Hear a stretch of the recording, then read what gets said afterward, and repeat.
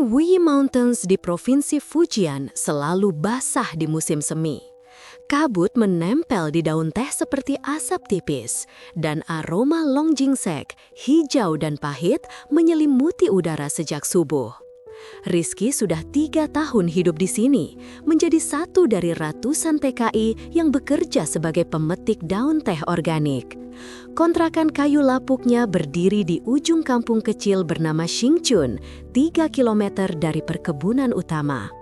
Setiap pagi jam 5, ia sudah bangun, mandi air dingin dari sumur, lalu berjalan kaki ke kebun dengan keranjang bambu di punggung. Hari itu langit mendung sejak matahari terbit. Awan hitam bergulung di atas puncak gunung, petir sesekali menyambar jauh di ufuk. Para pemetik lain sudah pulang lebih awal karena ramalan cuaca buruk, tapi Rizky tetap bertahan. Ia butuh uang tambahan untuk kirim ke ibunya di Semarang. Sakit ginjal ibunya makin parah dan obat di Indonesia mahal. Jadi ia terus memetik, jari-jarinya lincah memilah tunas muda yang hijau mengkilap. Pukul 4 sore hujan turun deras, butiran air sebesar kacang hijau menghantam daun teh, membuat suara seperti ribuan jari mengetuk atap seng. Rizky menutup keranjangnya dengan daun pisang lebar, lalu berlari menusuri jalur tanah merah yang licin. Sepatu karetnya berlumpur, baju kaos hitamnya basah kuyup menempel di badan. Tubuhnya yang atletis, hasil angkat keranjang berpuluh kilo setiap hari, bergerak cepat di antara barisan teh setinggi dada. Ia hampir sampai di gerbang kebun ketika kakinya tersangkut sesuatu. Rizky tersungkur, tangannya menahan tubuh agar tidak jatuh telungkup. Di depannya, di antara semak teh yang basah, tergeletak seorang wanita. Tubuhnya meringkuk seperti bayi, rambut hitam panjangnya menutupi wajah. Pakaiannya bukan seragam pemetik, baju sutra putih tipis, rok pendek hitam, dan sepatu hak tinggi yang sudah penuh lumpur. Kulitnya pucat, bibirnya biru keunguan, napasnya terlihat dari gerakan dada yang lemah. Rizky membeku sejenak, pikirannya berputar cepat. Wanita ini bukan dari kampung, bukan pemetik, bukan pedagang. Dari mana? Ia mendekat, menyentuh lehernya mencari denyut nadi. Ada, tapi pelan. Jantungnya masih berdetak. Ia lihat sekeliling, tak ada orang. Hujan makin deras, petir menyambar lebih dekat. Rumah sakit terdekat di kota Nanping, 2 jam perjalanan dengan bus yang mungkin sudah berhenti karena banjir. Tidak ada pilihan. Rizky membuka jaketnya, membungkus tubuh wanita itu, lalu menggendongnya. Tubuhnya ringan, mungkin 50 kilo. Kepala wanita itu terkulai di bahunya, rambut basah menempel di leher Rizky. Ia berlari menyusuri jalan setapak, melewati rumah-rumah kayu yang pintunya tertutup rapat. Orang-orang kampung sudah mengunci diri dari badai. Hanya anjing liar yang menggonggong dari kejauhan. Kontrakan Rizky berdiri sendirian di ujung jalan tanah. Bangunan 1 lantai, dinding papan lapuk, atap seng yang bocor di 2 titik. Ia buka pintu dengan tendangan kaki, masuk ke dalam ruangan 3 kali 4 meter yang jadi tempat tinggalnya. Di dalam gelap, hanya lampu neon kuning kecil di sudut yang menyala. Kasur tipis di lantai, meja kayu kecil, kompor gas 1 tungku, dan rak pakaian dari bambu. Bau teh basah dan tanah lembab memenuhi ruangan. Rizky merebahkan wanita itu di kasur. Ia tarik selimut tebal dari kardus di bawah tempat tidur, menutupi tubuhnya yang basah. Baju sutra putih itu menempel di kulit, memperlihatkan lekuk tubuh dengan jelas. Bra hitam tipis dan celana dalam putih terlihat samar. Ada memar biru di lengan kirinya, seperti bekas cengkeraman tangan kasar. Di punggungnya, luka lecet panjang, mungkin dari ranting saat jatuh. Rizky menyalakan kompor gas, merebus air di panci kecil. Ia ambil jahe kering dari toples, memarutnya kasar, lalu campur dengan gula merah. Air jahe panas adalah obat demam yang diajarkan ibunya dulu. Sambil menunggu air mendidih, ia perhatikan wajah wanita itu. Cantik, seperti model di iklan teh mahal yang sering lewat di TV kampung. Hidung mancung, bibir penuh, bulu mata panjang. Tapi ada sesuatu yang salah. Wajahnya terlalu pucat, seperti orang kota yang jarang kena matahari. Ia buka sepatu hak tingginya. Kaki wanita itu kecil, kuku jari kakinya dicat merah muda. Di pergelangan kaki kanan ada gelang emas tipis dengan ukiran naga kecil. Mahal. Rizky tahu karena pernah lihat gelang serupa di toko souvenir kota. Harganya bisa beli motor butut. Siapa wanita ini? Turis atau anak bos perkebunan? Air jahe sudah mendidih. Rizky tuang ke cangkir enamel, biarkan uapnya naik. Ia duduk di samping kasur, memegang cangkir dengan hati-hati. Wanita itu masih tak sadar. Nafasnya lebih teratur sekarang, tapi tubuhnya dingin. Rizky tahu harus menghangatkannya lebih cepat. Ia buka kancing baju sutra yang basah, tarik perlahan dari bahunya. Kulitnya halus, dingin seperti batu. Ia lepas bajunya sepenuhnya, tinggal bra dan celana dalam. Lalu ia balut tubuhnya dengan selimut tebal, hanya kepala yang terlihat. Hujan di luar masih deras. Atap seng bocor di 2 titik. Air menetes ke ember plastik yang sudah ia siapkan. Petir menyambar lagi, listrik di kampung mati, lampu neon padam, ruangan jadi gelap gulita. Hanya kilat sesekali yang menerangi wajah wanita itu. Rizky nyalakan lilin kecil dari laci, letakkan di meja. Cahaya kuning temaram memenuhi ruangan, membuat bayangan menari di dinding kayu. Ia duduk di lantai, punggung bersandar ke dinding. Tubuhnya sendiri basah dan dingin, tapi ia tak peduli. Pikirannya penuh pertanyaan. Bagaimana wanita ini bisa ada di kebun? Jatuh dari motor? Diculik? Atau bunuh diri? Tapi tak ada tanda-tanda luka parah, hanya memar dan lecet. Mungkin kecelakaan atau kabur. Jam menunjukkan pukul 7 malam. Rizky ambil handphone jadulnya, coba cari sinyal. 0 bar, jaringan mati karena badai. Ia buka dompet kecil di saku celana, hanya ada 100 yuan. Cukup untuk beli mie instan 2 hari. Tak ada uang untuk taksi ke kota. Ia harus tunggu sampai pagi, sampai bus kampung jalan lagi. Wanita itu tiba-tiba bergerak, jari-jarinya menggenggam selimut, alisnya berkerut. Rizky mendekat, pegang dahinya. Masih dingin, tapi tak separah tadi. Ia ambil handuk kecil, basahi dengan air hangat dari panci, lalu usap dahi dan lehernya pelan-pelan. Gerakan itu rutin, seperti merawat adik kecil dulu di kampung. Tapi wanita ini bukan adik. Ia cantik, asing, dan penuh misteri. Malam semakin larut, hujan tak kunjung reda. Di luar angin meraung seperti binatang liar. Di dalam kontrakan sempit hanya ada mereka berdua. Rizky duduk di lantai, memandangi wajah wanita itu di bawah cahaya lilin. Ia tak tahu nama wanita itu, tak tahu ceritanya.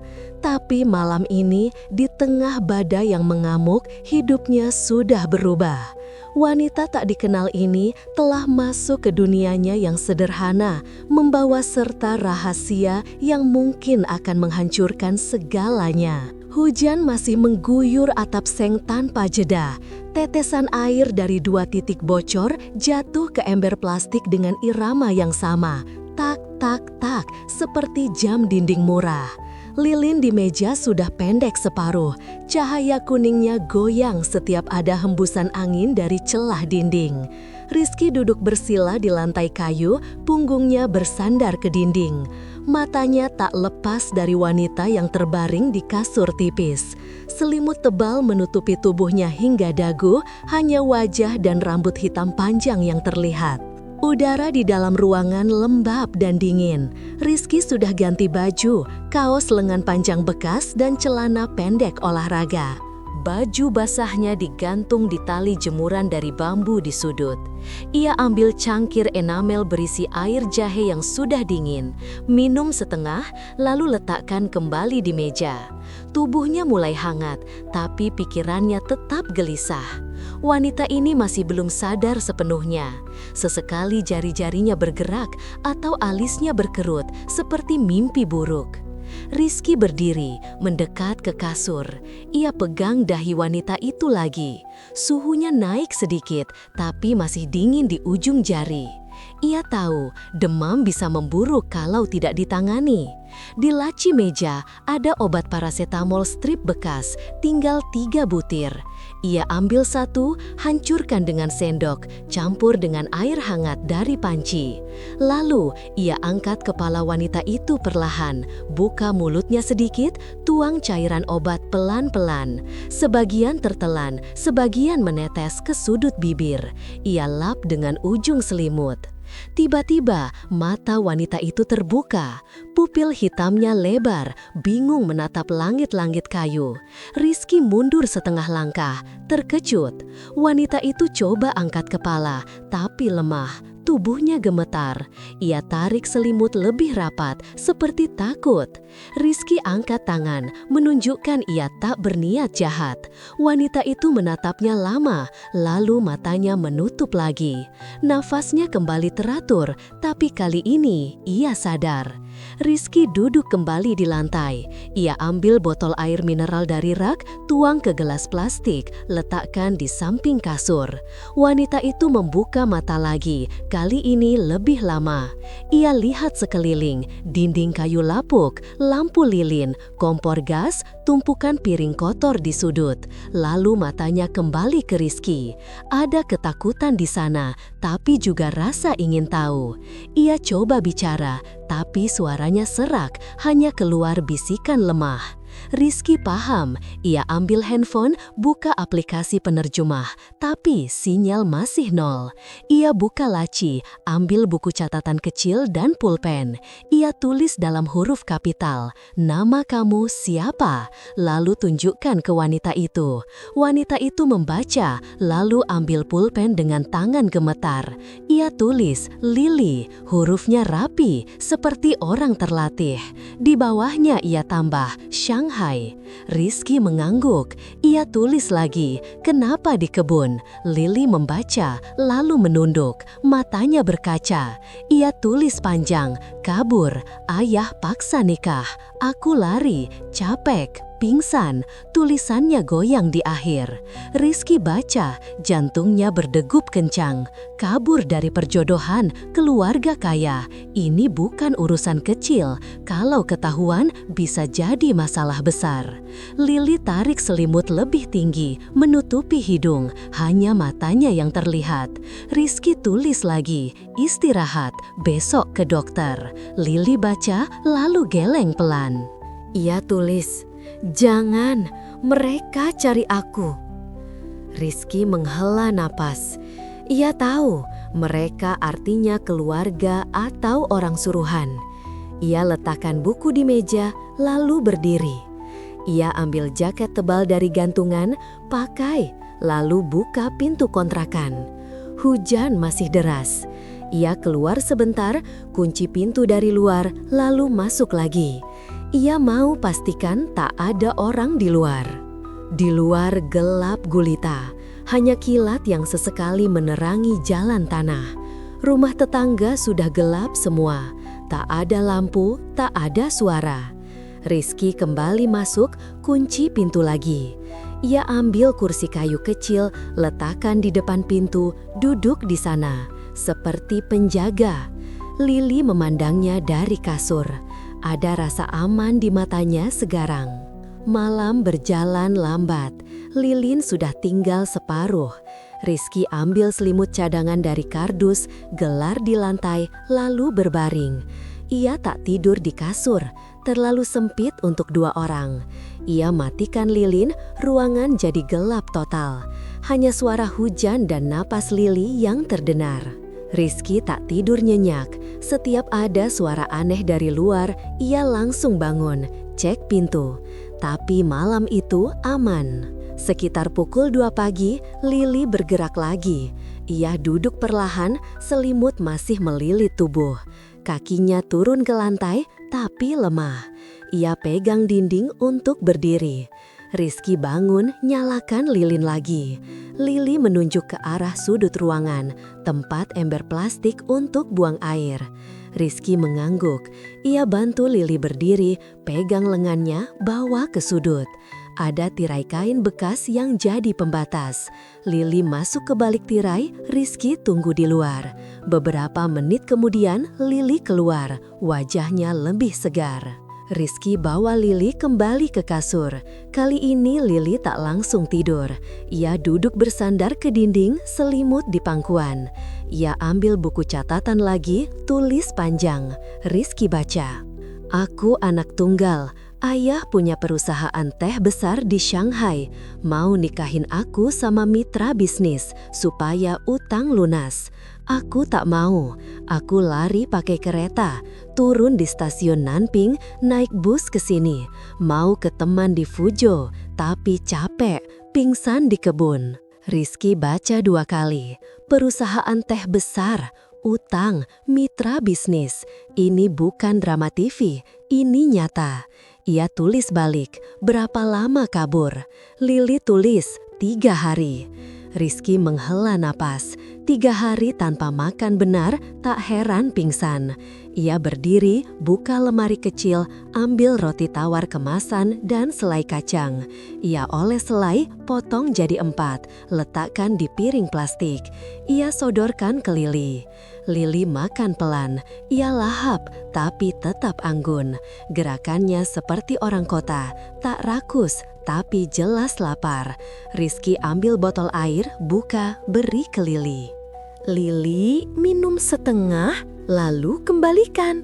Ia tulis, "Terima kasih, kamu baik." Rizky cuma mengangguk. Ia tak tahu harus balas apa. Setelah makan, Lili kembali berbaring. Tapi kali ini ia tak langsung tidur. Matanya memandang Rizky yang duduk di lantai. Ada sesuatu di tatapannya. Bukan takut, bukan curiga, tapi seperti lega.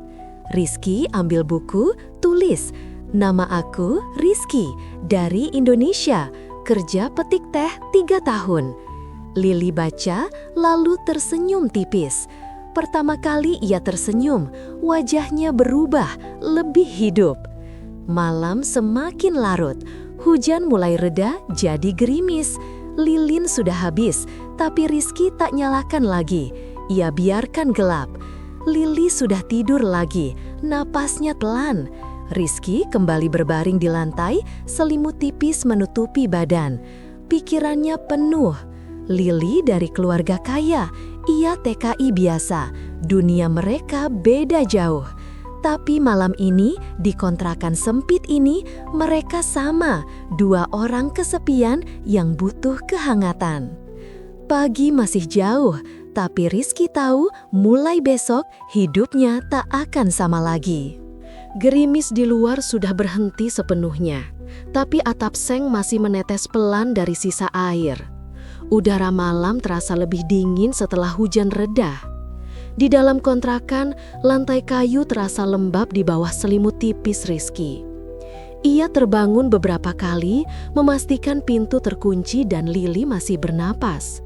Setiap kali ia membuka mata, cahaya rembulan tipis masuk lewat celah jendela, menerangi wajah Lili yang tertidur. Selimutnya agak melorot hingga bahu, memperlihatkan tulang selangka yang halus dan memar biru di lengan. Pukul 4 pagi, Lili bergerak lagi. Kali ini ia duduk sendiri, tak perlu bantuan. Ia tarik selimut ke dada, lalu memandang sekeliling. Matanya sudah lebih jernih. Ia lihat Rizky yang berbaring di lantai, mata setengah terbuka. Lili turun dari kasur pelan, kakinya menyentuh lantai dingin. Ia berjalan 2 langkah, lalu duduk di samping Rizky. Jarak mereka cuma setengah meter. Rizky duduk, punggung bersandar dinding. Mereka saling pandang dalam gelap. Lili angkat tangan, sentuh lengan Rizky pelan. Jari-jarinya dingin, tapu sentuhannya lembut. Rizky tak bergerak. Ia biarkan Lili menelusuri lengan bawahnya sampai ke pergelangan tangan. Ada bekas goresan kecil di sana, luka kerja dari ranting teh. Lili pegang luka itu, lalu tarik tangan Rizky ke pangkuannya. Ia buka selimut sedikit, letakkan tangan Rizky di atas pahanya yang masih tertutup kain tipis. Kulitnya hangat sekarang. Rizky tarik napas pelan. Ia tahu ini salah.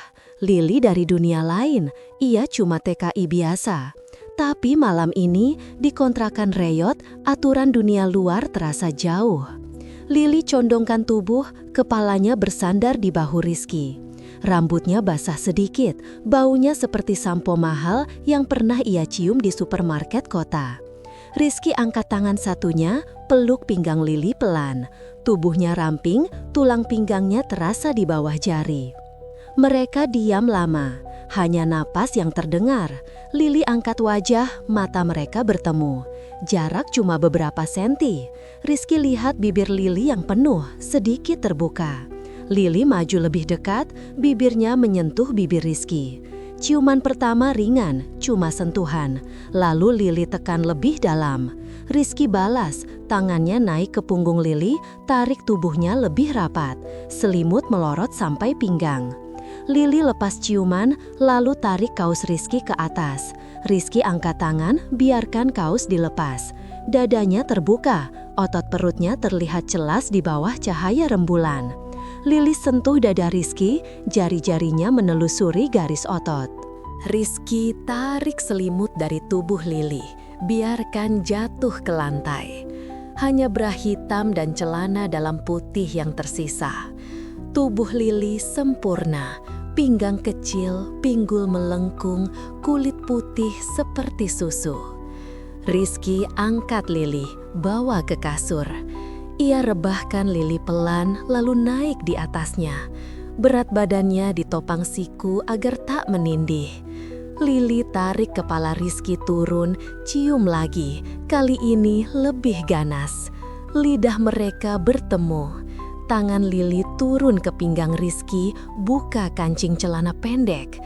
Rizky bantu tarik celana itu turun, lalu buang ke sudut. Hanya celana dalam yang tersisa. Mereka berhenti sejenak, saling pandang. Mata Lili penuh hasrat, tapi juga takut. Rizky lihat memar di lengan Lili lagi, lalu cium memar itu pelan. Lili menggigit bibir bawah. Ia angkat pinggul, biarkan Rizky tarik celana dalamnya turun. Rizky lakukan hal yang sama. Kini tak ada apa-apa di antara mereka. Kulit bertemu kulit, panas tubuh saling menempel. Rizky cium leher Lili, turun ke tulang selangka, lalu ke dada. Bra hitam dilepas dengan satu gerakan. Lili menggeliat, napasnya cepat. Tangan Rizky menjelajah tubuh Lili, dari bahu ke pinggang ke paha. Lili pegang punggung Rizky, kuku jarinya mencengkram kulit. Mereka bergerak pelan dulu, seperti mencari ritme, lalu lebih cepat. Kasur tipis bergoyang, tapi tak ada suara protes dari pegas, hanya kayu yang berderit pelan. Malam itu jadi milik mereka. Di kontrakan sempit di tengah Wuyi Mountains yang sunyi, dua orang dari dunia berbeda melebur jadi satu. Rizky masuk ke dalam Lili. Gerakan pertamanya pelan, lalu makin dalam. Lili memeluk leher Rizky, kakinya melilit pinggang. Mereka bergerak bersama, napas tersengal, keringat menetes. Hujan yang sudah reda di luar tak terasa lagi. Yang ada hanya panas tubuh, detak jantung, dan rasa yang tak bisa dijelaskan. Setelah beberapa saat, mereka capai puncak bersama. Lili menegang lalu lemas di pelukan Rizky. Rizky jatuh di sampingnya, napas terengah-engah. Mereka berbaring berdampingan, tangan saling genggam. Selimut ditarik naik menutupi tubuh telanjang. Lili bersandar di dada Rizky, rambutnya menutupi wajah. Rizky cium kening Lili lalu tutup mata. Mereka tidur lagi, kali ini nyenyak. Pagi datang perlahan. Cahaya matahari masuk lewat celah jendela, menerangi ruangan yang berantakan. Pakaian berserakan di lantai, selimut kusut. Lilin sudah meleleh di meja. Rizky bangun duluan. Ia lihat Lili masih tidur, wajahnya damai. Ada bekas ciuman di lehernya, memar lama di lengan masih biru. Rizky bangun pelan, ambil celana pendek, pakai. Ia buka pintu kontrakan, lihat luar. Langit cerah, kabut tipis menyelimuti kebun teh. Ayam tetangga mulai berkokok. Rizky masuk lagi, nyalakan kompor gas. Ia rebus air, buat teh longjing dari daun sisa kemarin. Aroma teh hijau memenuhi ruangan. Lili terbangun karena bau itu. Ia duduk, tarik selimut ke dada. Matanya bengkak sedikit, tapi ada senyum kecil di bibir. Rizky sodorkan cangkir teh. Lili ambil, minum pelan. Mereka tak bicara, tak perlu. Malam tadi sudah bilang semuanya. Rizky ambil buku catatan, tulis, mau makan apa. Lili baca, lalu tulis, apa saja. Rizky buka lemari, ambil mie instan, telur, dan sawi kecil dari keranjang. Ia masak di wajan besi, cepat dan sederhana, mie goreng telur dengan sawi. Ia bagi 2 piring plastik, letakkan di meja kecil. Lili turun dari kasur, masih pakai selimut. Ia duduk di lantai, makan lahap. Rizky makan juga, tapi matanya tak lepas dari Lili. Setelah makan, Lili berdiri, ambil pakaiannya yang sudah kering di jemuran. Ia masuk ke balik tirai, ganti baju. Keluar lagi, baju sutra putihnya sudah rapi, tapi kusut. Ia ambil dompet kecil dari saku rok, buka. Di dalam ada uang yuan, KTP, dan foto keluarga. Ia taruh dompet di meja, lalu duduk lagi. Rizky lihat foto itu, Lili kecil, ibu cantik, ayah berwajah keras pakai jas mahal. Lili ambil buku, tulis panjang. Aku harus pergi hari ini, ke Fuzhou, teman aku tunggu. Kalau ayah tahu aku di sini, kamu bahaya. Rizky baca, jantungnya berat. Ia tahu ini akan datang. Ia tulis, aku antar ke stasiun. Lili geleng, tulis, jangan, aku sendiri. Terima kasih atas semalam. Ia berdiri, ambil tas kecil dari suduk, entah kapan ia bawa. Ia buka pintu kontrakan, lihat luar. Jalan masih basah, tapi bus kampung pasti jalan. Rizky berdiri, pegang lengan Lili pelan. Ia tak mau lepaskan begitu saja. Lili balik badan, peluk Rizky erat, pelukan terakhir. Lalu ia lepas, cium pipi Rizky dan keluar. Pintu tertutup pelan. Rizky berdiri di tempat, memandang pintu kayu. Hanya ada teh dingin di meja, piring kotor, dan kalung giok yang tertinggal di kasur. Pintu kayu masih tertutup rapat, tapi ruangan terasa kosong. Rizky berdiri di tengah kontrakan, tangannya masih terasa hangat dari pelukan terakhir Lili. Bau teh longjing yang sudah dingin bercampur dengan aroma keringat dan tubuh mereka yang masih menempel di kasur. Ia berjalan pelan ke meja kecil, ambil cangkir teh yang Lili tinggalkan, masih setengah penuh. Ia minum 1 teguk, rasa pahitnya terasa di lidah. Lalu ia letakkan cangkir kembali, matanya tertuju pada kasur. Di atas bantal tipis, ada sesuatu yang berkilau. Kalung giok bermotif naga kecil, gelang yang tadi malam melingkar di pergelangan kaki Lili. Rizky ambil kalung itu, pegang di telapak tangan.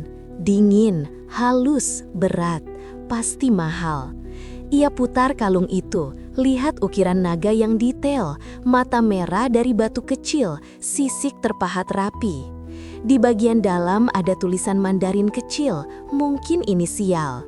Ia masukkan kalung ke saku celana, lalu lihat sekeliling lagi. Pakaian Lili sudah hilang dari jemuran, hanya kaos Rizky yang masih tergantung. Piring mie goreng kosong, sendok plastik di samping, buku catatan terbuka di halaman terakhir. Tulisan Lili rapi, tapi buru-buru. Jangan cari aku bukan milik siapa-siapa. Terima kasih atas malam itu, L. Rizky baca 3 kali, dadanya sesak. Ia tahu Lili harus pergi, tapi begitu cepat, tanpa pamit benar. Ia buka pintu kontrakan, lihat ke jalan tanah, masih basah, jejak kaki kecil menuju arah kampung. Mungkin Lili sudah naik bus pagi ke Nanping, atau jalan kaki ke pos polisi kecil di ujung jalan. Ia tutup pintu lagi, kunci, lalu ia duduk di lantai, punggung bersandar kasur. Pikiran Rizky berputar. Lili bilang temannya di Fuzhou, tapi Fuzhou jauh, 3 jam naik kereta dari Nanping. Apakah Lili punya uang cukup? Ia ingat dompet kecil yang Lili buka tadi malam. Ada uang, tapi berapa? Ia berdiri, buka laci meja, cari dompet cadangan. Hanya ada 200 yuan, cukup untuk tiket bus ke Nanping dan makan sehari. Ia ambil 100, masukkan saku, sisanya biarkan untuk kebutuhan. Ia ambil ember plastik, isi air dari sumur belakang, mandi cepat dengan air dingin, sabun colek murah. Lalu ganti baju kerja, kaos hitam lengan panjang, celana kargo coklat, sepatu karet. Ia harus ke kebun, bos perkebunan ketat soal absen. Kalau bolos, gaji dipotong. Tapi pikirannya tak di teh. Ia ambil keranjang bambu, keluar kontrakan, kunci pintu. Jalan ke kebun masih sepi, kabut pagi menyelimuti lereng, aroma tanah basah dan daun teh segar. Rizky berjalan cepat melewati rumah-rumah kayu yang pintunya baru dibuka. Beberapa tetangga menyapa, ia balas anggukan. Di gerbang kebun, mandor sudah berdiri dengan buku catatan. Rizky lapor masuk, ambil nomor keranjang. Ia mulai memetik di baris biasa, tunas muda, 2 daun, 1 pucuk. Tangan Rizky bekerja otomatis, tapi matanya melayang. Ia lihat tempat Lili tergeletak kemarin. Semak teh masih basah, jejak tubuhnya sudah hilang karena hujan. Ia ingat wajah Lili, ciumannya, tubuhnya. Panas malam tadi terasa lagi di kulit. Ia goyangkan kepala, coba fokus, tapi tak bisa. Setiap kali ia petik daun, ingatan malam itu muncul. Pukul 10, istirahat pertama. Para pemetik duduk di bawah pohon besar, makan roti tawar dan minum teh dari botol. Rizky duduk sendirian, buka kotak makan, nasi sisa semalam dengan telur ceplok. Ia makan pelan, matanya ke arah jalan masuk kebun. Tiba-tiba, ia lihat sesuatu di semak dekat gerbang, benda hitam kecil. Ia berdiri, dekati. Dompet kulit kecil, sama seperti yang Lili buka tadi malam. Rizky ambil dompet itu, buka. Di dalam ada KTP atas nama Zhao Lixia, foto Lili yang lebih muda, alamat di Shanghai. Ada kartu kredit, 200 yuan, dan foto keluarga. Lili kecil, ibu cantik, ayah berwajah keras. Di belakang foto ada tulisan tangan, "Jangan lupa pulang, putriku." Rizky masukkan dompet ke saku, lihat sekeliling, tak ada orang. Mungkin Lili jatuhkan saat buru-buru pergi. Ia kembali ke tempat duduk, sembunyikan dompet di dalam kaos. Pikirannya kacau, KTP ini berbahaya. Kalau polisi temukan, mereka bisa lacak Lili atau keluarganya. Ia ingat tulisan Lili, "Jangan cari aku." Tapi sekarang ia punya alamat, nama lengkap, foto. Ia bisa cari Lili kalau mau. Tapi mau apa? Ia TKI biasa, Lili anak konglomerat, dunia mereka beda. Istirahat selesai, Rizky kembali memetik, tapi konsentrasinya hilang. Ia salah petik beberapa kali, daun tua masuk keranjang. Mandor lihat, tegur pelan. Rizky minta maaf, coba fokus lagi, tapi tak bisa. Pukul 12 kerja selesai. Ia timbang keranjang 7 kilo, kurang dari biasa. Gaji hari ini kecil. Rizky pulang ke kontrakan, jalan terasa lebih panjang.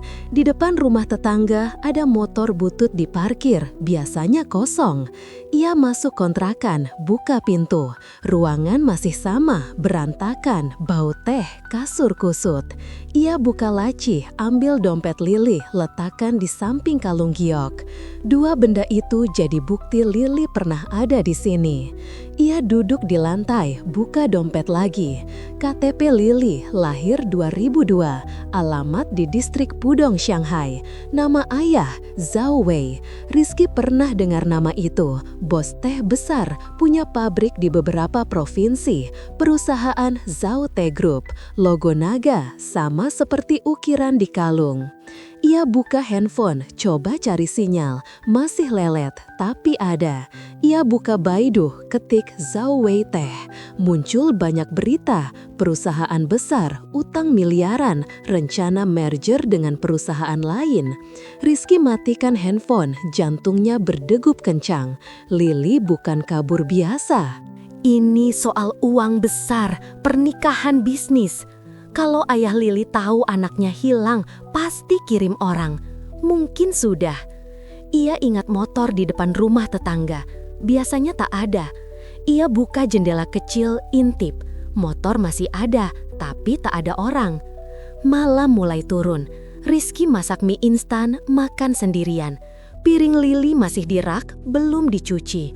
Ia cuci semua, rapihkan kontrakan. Lalu ia duduk di kasur, pegang kalung giok. Ia putar-putar di jari, lihat cahaya lampu neon kuning memantul di permukaan hijau. Ia tahu harus buang kalung ini, atau simpan, atau pakai untuk cari Lily. Ia buka lemari, ambil tas kecil, masukkan kalung, dompet, KTP, foto. Lalu ia ambil jaket, pakai. Ia harus ke kota, ke Nanping. Cari tahu apakah Lily benar naik bus atau sudah ditangkap. Ia kunci kontrakan, jalan kaki ke pos bus kampung. Bus terakhir jam 6 sore. Ia naik, duduk di belakang. Jalan berlubang, bus bergoyang. Ia lihat keluar jendela, kebun teh, gunung, kabut. Di Nanting, ia turun di terminal. Kota kecil, ramai tapi kuno. Ia cari warnet kecil di pinggir jalan, bayar 10 yuan per jam. Ia buka WeChat, cari nama Zhao Lixia. Tak ada. Lalu ia cari Zhao Wei. Banyak akun bisnis. Ia buka satu persatu, lihat foto. Ada foto Lily di acara amal, wajah sama, senyum palsu. Caption, Putri Zhao Wei di Gala Teh Shanghai. Rizky tutup warnet, keluar, malam sudah gelap. Ia cari losmen murah, bayar 50 yuan.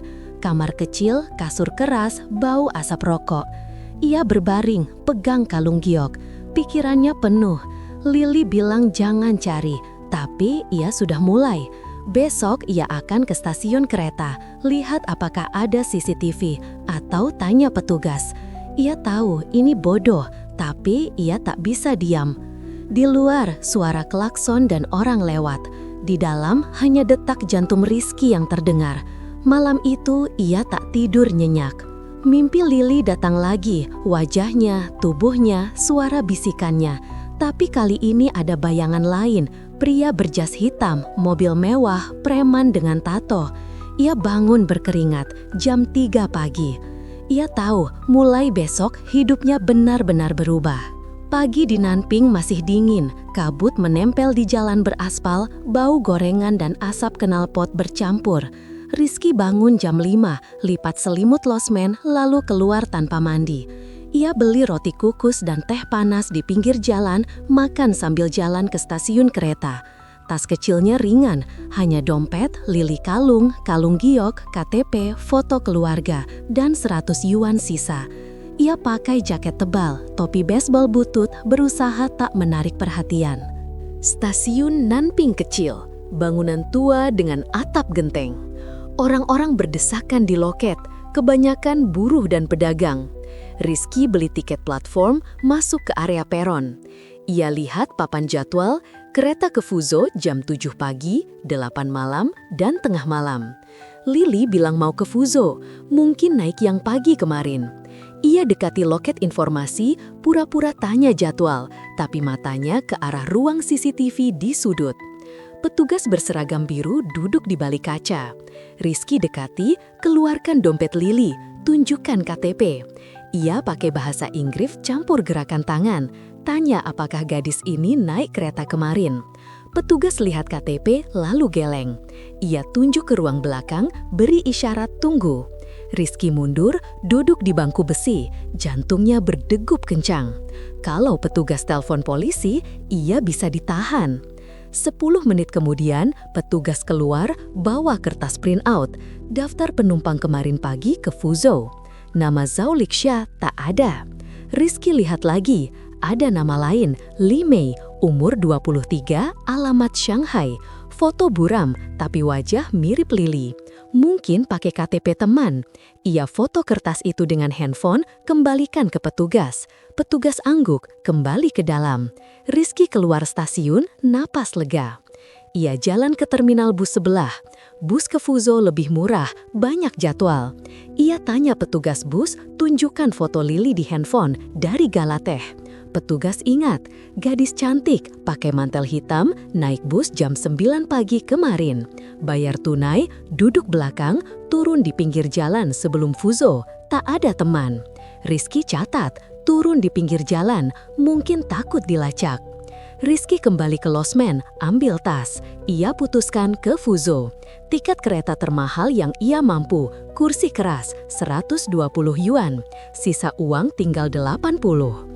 Kereta berangkat jam 8. Ia naik, duduk di dekat jendela. Pemandangan gunung berganti sawah, lalu kota kecil. Handphone mati baterai. Ia tidur sebentar, bangun saat kereta masuk Fuzhou. Fuzhou besar, ramai, gedung tinggi berdiri di antara bangunan tua. Rizky turun di stasiun utama, cari warnet lagi. Ia cari alamat teman Lili dari catatan kemarin, tak ada. Ia buka Weibo, cari hashtag Zhao Lixia atau hashtag Putri Zhao. Muncul berita lama, Lili di acara fashion, Lili di pesta ulang tahun. Lalu berita baru, 2 hari lalu, Putri Zhao Wei hilang, keluarga tawarkan hadiah 500.000 yuan. Foto Lili terbaru, wajah pucat, rambut pendek, bukan rambut panjang seperti yang ia kenal. Rizky buka berita lain, Zhao Te Group hampir bangkrut, utang bank miliaran. Pernikahan Lili dengan putra keluarga Chen direncanakan untuk selamatkan perusahaan. Chen Group punya pabrik mesin teh. Kalau batal, Zhao Wei bisa dipenjara. Rizky tutup warnet, keluar. Ia tahu Lili tak cuma kabur, ia hancurkan rencana ayahnya. Malam di Fuzhou dingin. Rizky cari losmen murah lagi, 50 yuan. Kamar bau lembab, kasur berderit. Ia berbaring, pegang kalung giok. Ia putuskan besok cari di pinggir jalan tempat Lili turun. Tapi malam itu, handphone tetangga kamar berbunyi keras. Suara berita Weibo, video viral, pria asing gendong gadis di Wuyi Mountains. Rizky bangun, intip dari jendela. Di koridor, beberapa orang lihat handphone, bisik-bisik. Ia buka pintu pelan, lihat layar. Video buram dari CCTV kontrakan tetangga. Rizky gendong Lili masuk kontrakan, malam hujan. Wajah Rizky kabur, tapi badan atletis dan jaket hitam jelas. Caption, TKI asing culik Putri Zhao. Jumlah view sudah ribuan. Komentar penuh amarah. Cari pria itu, bunuh, lapor polisi. Rizky tutup pintu, kunci. Jantungnya berdegup kencang. Ia buka tas, ambil dompet Lili, keluarkan uang 200 yuan yang tersisa di dalam. Ia hitung, cukup untuk tiket pulang ke Nanping. Tapi kalau pulang, preman Zhao bisa datang ke kontrakan. Ia tahu nomor rumahnya dari video. Ia buka jendela belakang losmen, lihat gang sempit. Ia lompat keluar, jalan cepat ke terminal bus malam. Bus terakhir ke Nanping jam 11. Ia naik, duduk belakang, pakai topi rendah. Sepanjang jalan ia lihat keluar, mobil hitam, motor, polisi, Parno. Di Nanping, ia turun, jalan kaki ke kampung. Jam 2 pagi, jalan sepi, hanya anjing menggonggong. Ia dekati kontrakan dari belakang, lewat kebun teh. Pintu kontrakan terbuka paksa, engsel rusak. Rizky masuk pelan, ruangan berantakan, kasur dibalik, laci dibongkar, piring pecah. Semua barangnya hilang, baju, dokumen TKI, tabungan di bawah kasur. Hanya kalung giok dan dompet Lili yang ia bawa. Di dinding, coretan spidol merah, kembalikan anak kami, tanda naga, logo Zhao Group. Rizky keluar, lari ke kebun. Ia sembunyi di antara barisan teh, duduk di tanah basah. Handphone mati, uang tinggal 80 yuan. Ia tahu preman jauh sudah datang, mungkin polisi juga. Video viral menyebar cepat. Wajahnya mungkin sudah dikenali mandor, tetangga, bos. Pagi datang, Rizky bangun, badan kaku. Ia jalan ke kampung tetangga, pinjam handphone tukang ojek. Ia buka Weibo lagi. Video sekarang 500.000 view. Foto Rizky dari paspor TKI bocor, wajah jelas, nama Rizky Pratama, asal Semarang. Komentar penuh ancaman. Ada foto mobil hitam di depan kontrakan, plat Shanghai. Rizky kembalikan handphone, lari ke pos polisi kecil. Ia serahkan diri. Petugas polisi kaget lihat wajahnya. Mereka sudah dapat laporan, tapi bukan culik. Lili telepon ayahnya dari Fuzhou. Ia bilang aman, kabur sukarela, tak ada paksaan. Tapi ayahnya tetap marah. Ia kirim preman untuk selamatkan Lili dan hukum Rizky. Polisi tahan Rizky semalam untuk pernyataan. Mereka lihat memar Lili di foto lama, bukan dari Rizky, tapi dari preman ayahnya sendiri. Lili kabur karena dipukul. Polisi hubungi kedutaan Indonesia. Rizky dibebaskan, tapi paspor disita sementara. Ia tak boleh tinggalkan Fujian. Rizky kembali ke kontrakan. Polisi pasang garasi kuning tempat kejadian. Tetangga lihat dia bisik-bisik. Ia ambil barang sisa, satu kaos, celana, sepatu. Lalu ia jalan ke kebun. Bos perkebunan pecat dia, tak mau ribut. Ia kerja harian sekarang, upah tunai, tak ada kontrak. Malam itu ia tidur di gubuk kosong di kebun, kasur jerami, atap bocor. Ia pegang kalung giok, lihat ke langit. Bintang terang, ia tahu Lili aman di Fuzhou. Mungkin sudah ganti nama, ganti hidup. Tapi ia tak bisa lupakan. Cinta satu malam itu jadi luka. 2 minggu kemudian, surat datang lewat pos polisi. Amplop putih, tulisan tangan, dari Lili. Isinya singkat, Rizky, maaf, aku pakai nama baru, jangan cari, simpan kalung itu, suatu hari aku balik, L. Rizky simpan surat di saku. Ia tahu mungkin bohong, mungkin benar, tapi ia tetap petik teh setiap hari, badan kurus, mata cekung. Tapi setiap kali ia lihat kabut pagi di Wuyi Mountains, ia ingat malam itu. Malam ketika dua dunia bertemu lalu terpisah lagi. Preman jauh tak datang lagi. Video viral hilang dari Weibo. Jauh Tia Group selamat, merger jadi. Lili tak muncul di berita. Rizky jadi legenda kecil. TKI yang menculik putri konglomerat tapi selamatkan nyawa. Ia tetap di China. Tak pulang, tak bisa. Ibunya meninggal bulan lalu, ginjal gagal, uang kiriman tak pernah sampai. Ia tanam bunga kecil di kebun, dekat tempat Lili pingsan. Setiap pagi ia siram. Nama bunga itu Lili.